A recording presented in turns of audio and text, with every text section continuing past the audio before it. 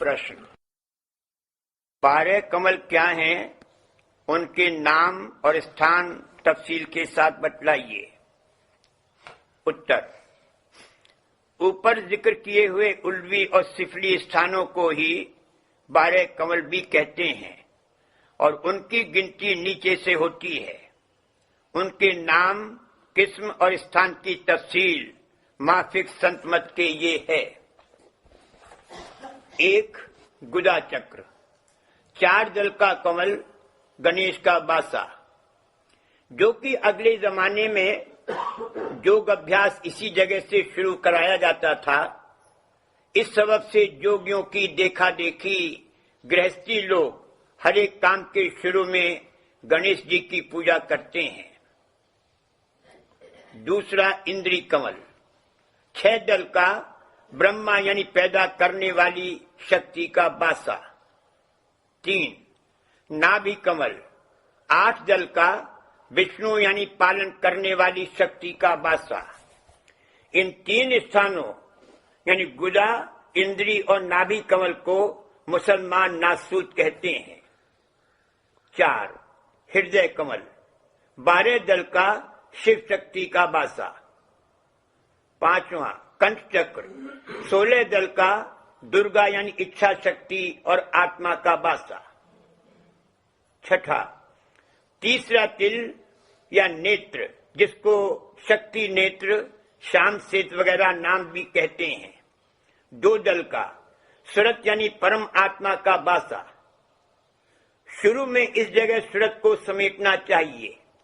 इस स्थान के साथ अंतःकरण की डोर लगी हुई है और अंतःकरण के साथ 10 इंद्रियों वगैरह की।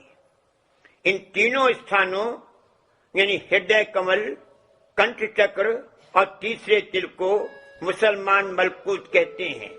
यहाँ पर सिफली स्थानों की हद है। 7.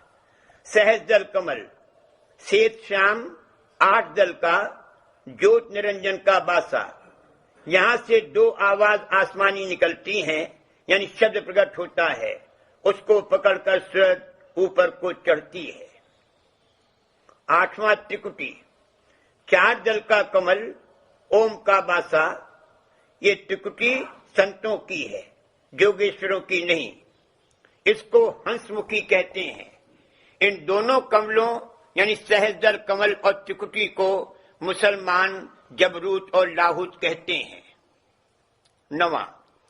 शून्य या 10वां द्वार, 1 दल का कमल, पार ब्रह्म का बासा। मुसलमान फकीर इसको हावहूत कहते हैं। यहाँ उल्वी स्थान खत्म हुए। 10वां महाशून्य का मैदान, यहाँ 4 शब्द और 5 स्थान गुप्त हैं। 11वां भंवर गुफा, मुसलमान इसको हुतल हूत कहते हैं। सोहंग पुरुष का बासा। ये सोहंग श्वासा का सोहंग नहीं है। ये 2 स्थान यानी महाशून्य और भंवर गुफा दयाल देश की हद में है। 12वां सत्यलोक, मुसलमान इसको हूत कहते हैं। सत्य पुरुष का बासा। इसके ऊपर 3 पद और हैं। पिछले संतों ने उनको प्रकट करके बयान नहीं किया।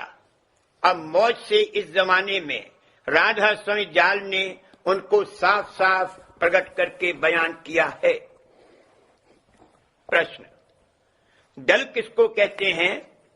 उत्तर, वृत्तियों और धारों को यानी पिंडी स्थानों के दलों को वृत्तियां कहते हैं और ब्रह्मांडी स्थानों के दलों को धारें। प्रश्न, जबकि ये सब स्थान अंतर में हैं, तो उनका संबंध यानी रिश्ता स्थूल शरीर से किस तरह का है?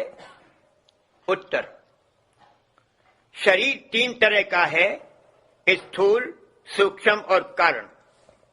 स्थूल जो दिखलाई देता है, ये सूरत या आत्मा का एक प्रत्यक्ष खोल और औजार है और इसका संबंध सिर्फ जागृत अवस्था में है और इसके सब दुख सुख वगैरह सिर्फ जागृत में मालूम होते हैं। इसी तरह सूक्ष्म शरीर का संबंध सिर्फ स्वप्न अवस्था से और कारण का सुषुप्ति से है। यानी ये 3 गिलाफ सूरत के ऊपर चढ़े हुए हैं। या यूं समझना चाहिए कि सूरत एक चैतन्य शक्ति अनगिनत धारों वाली है। वो धारें पहले निर्मल नूर थी, दर्जे बदर्जे मिलौनी हुई और जैसे जैसे मिलौनी होती गई वैसे वैसे आकार बनना शुरू हुआ और वो धारें दर्जे बदर्जे स्थूल होती चली गईं। प्रश्न, इस बात को दृष्टांत से समझाइए। उत्तर, सूरत यानी रूह की बराबर सूक्ष्म या उसकी सी ताकत और बड़ाई वाली कोई चीज नहीं है। फिर भी सिर्फ समझ के में आने के वास्ते पानी का दृष्टांत दिया जाता है। दृष्टांत का सिर्फ एक अंग लेना चाहिए। पानी पहले अति सूक्ष्म बल्कि अरूप था, फिर गैस रूप हुआ, फिर बादल और भाप बना और फिर मेघ के सबब पृथ्वी पर आकर स्थूल रूप हो गया। बाजी जगह कीचड़ में मिलकर अति स्थूल रूप हो गया और बाजी जगह सर्दी के सबब बर्फ बनकर बिल्कुल बेहरकत और बेजान हो गया। और आम ये बात है कि बर्फ से बादल तक जुदा जुदा सूरतें बदलकर और जुदा जुदा ताकतें हासिल करके कभी रूप वाला और कभी अरूप हो जाता है। पर जब गैस या उससे ज्यादा बारीक हो जाता है तो अति बलवान होकर ऊंचे देश में जा समाता है। इसी तरह सूरत का कोई रूप नहीं है, पर मिलौनी होते होते और खोल चढ़ते चढ़ते उन खोलों का रूप दिखाई देता है और जितनी ज्यादा मिलौनी होती जाती है रूह की ताकत उन मिलौनियों में छिपती और समाती जाती है।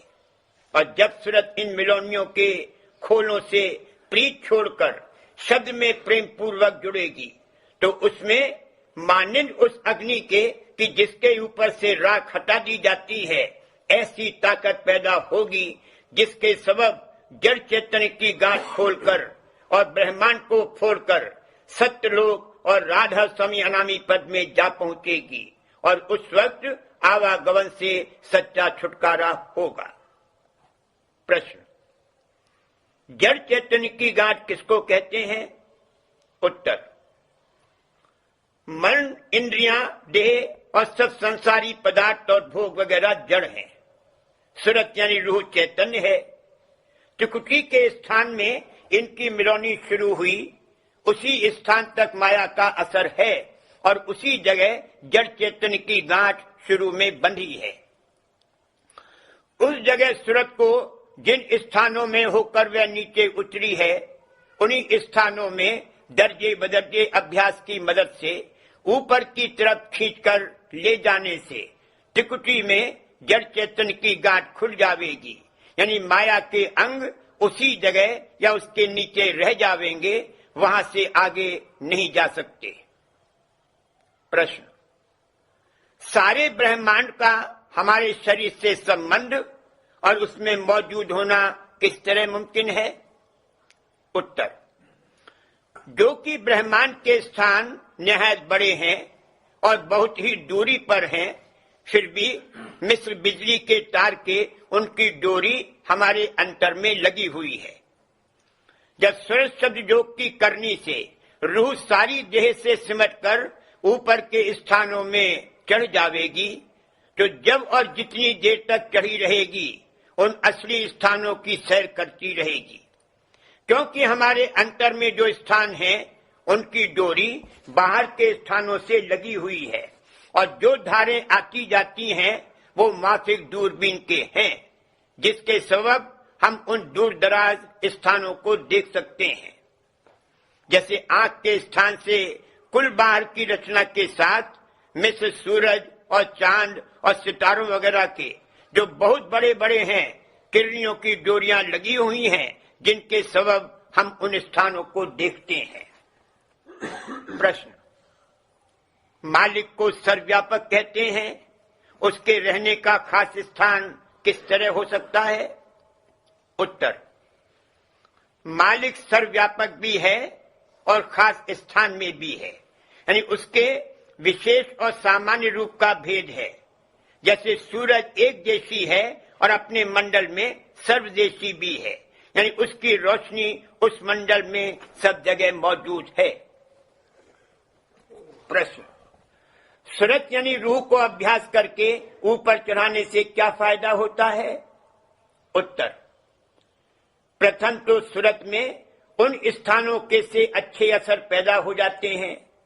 दूसरे, जिस वक्त सूरत शरीर को छोड़ेगी फौरन उन स्थानों में पहुंचेगी और माफिक उस स्थान के जहां वह पहुंचे बहुत मुद्दत तक और बहुत ठहराऊ आनंद हासिल करेगी और कामादिक विकारों के बस में न आवेगी।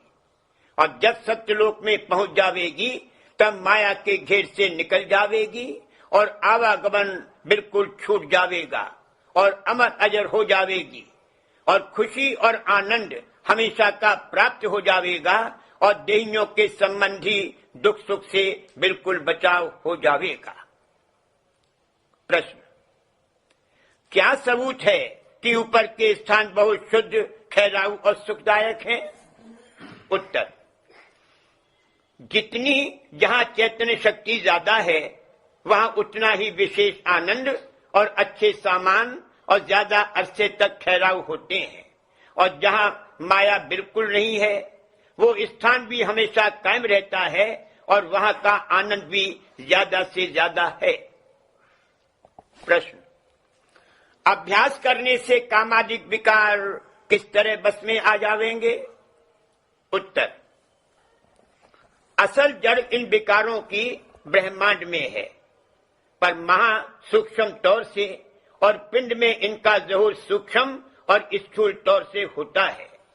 अभ्यास करने से जैसे सूरत ऊंचे स्थानों में पहुंचती जाती है ऐसे ही ताकत इन विकारों की घटती जाती है और जब सूरत अभ्यास करके पिंड और ब्रह्मांड के पार पहुंचेगी तब इन विकारों के असर से बिल्कुल अलहदा हो जाएगी। प्रश्न, जो अभ्यासी कामादिक विकारों को बस में कर लेते हैं उनकी क्या पहचान है? उत्तर, जब किसी की सूरत पिंड से ब्रह्मांड में और फिर उसके ऊपर जाल देश में अभ्यास करके पहुंचने लगी तो कुल विकार उसके दूर हो जाते हैं और उसको ताकत हो जाती है कि चाहे जिस अंग में जिस वक्त जरूरत और मुनासिब समझे बर्ताव करे चाहे न करे। मगर ऐसे शख्स की पहचान सिवाय अभ्यासी के दूसरा नहीं कर सकता है। अलबत्ता कोई दिन संग करने से कुछ थोड़ा सा हाल मालूम हो सकता है। प्रश्न, अभ्यास न करने वालों की सूरत कहां जाती है? उत्तर, जो अभ्यासी नहीं है उनकी सूरत आवागमन में रहकर 84 भोगती है। यानी उनकी रूह पिंड से निकलते ही पहले आकाश में पहुंचते पहुंचते संसार और देह की सुध बुध भूल जाती है और फिर माफिक अपनी जबरदस्त भावना या दृढ़ आशा के कर्म अनुसार दूसरे शरीर में भेजी जाती है। प्रश्न, आवागमन किसको कहते हैं? उत्तर, इस संसार में अनगिनत किस्म और हर एक किस्म में अनगिनत जोन हैं जिनमें कुल मनुष्य, जानवर, चरिन, परिन, कीड़े मकोड़े, दरख्त, झाड़, पहाड़, पत्थर आदि शामिल हैं। हर एक जीव को माफिक अपने कर्मों के 84 भोगनी पड़ती है और सिर्फ मनुष्य देह उत्तम है जिसमें ये अच्छे कर्म और अभ्यास आदि जतन करके 84 के घेरे से निकल सकता है।